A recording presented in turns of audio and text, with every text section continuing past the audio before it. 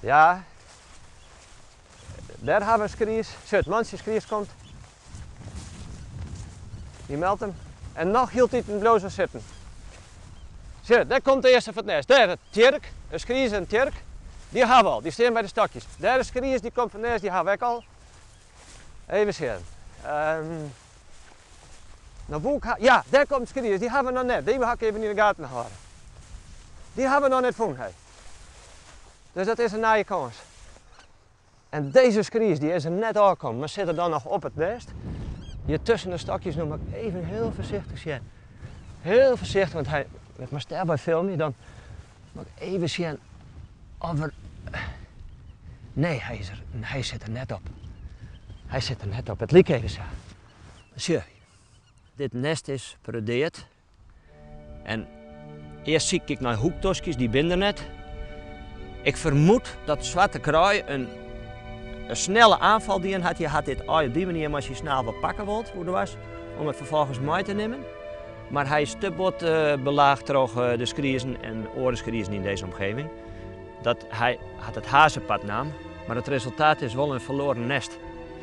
En ja, het is echt een kant van de natuur. De skries van wie het gaat, die vleent hier om, want hij treurt nog omdat ja, hij zijn nest verloren zocht. En dat weer toch de laatste kans om nog piekjes dit hier terug te krijgen. Dus dit is de mem van het stikkende ooi? Ja, ja, absoluut. Ja.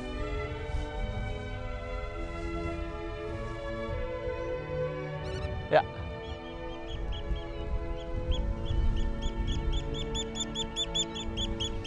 Wij binnen beide enorme grijdevogelliefhebbers. Wat vind je nou eigenlijk mooi, hoor? Nou, het gedrag in alles. Hè. Het is niet alleen de nestbescherming, maar ook het gedrag observeren. ja. Het buiten zijn, het beleven van het veld. Ja, we hebben hier bijvoorbeeld een vogelobservatiehutje daar in de hoeken van de sleed.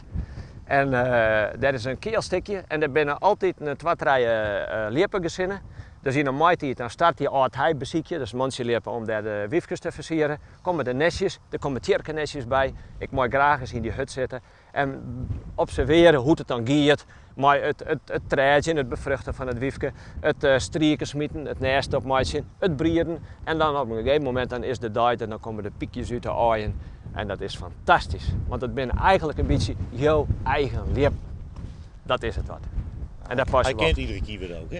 Ja, oh, daar is die weer. Maar hoort het, dat is dat geluid van voor, ja, dat is die kiewit. Ja, dat is wel mooi.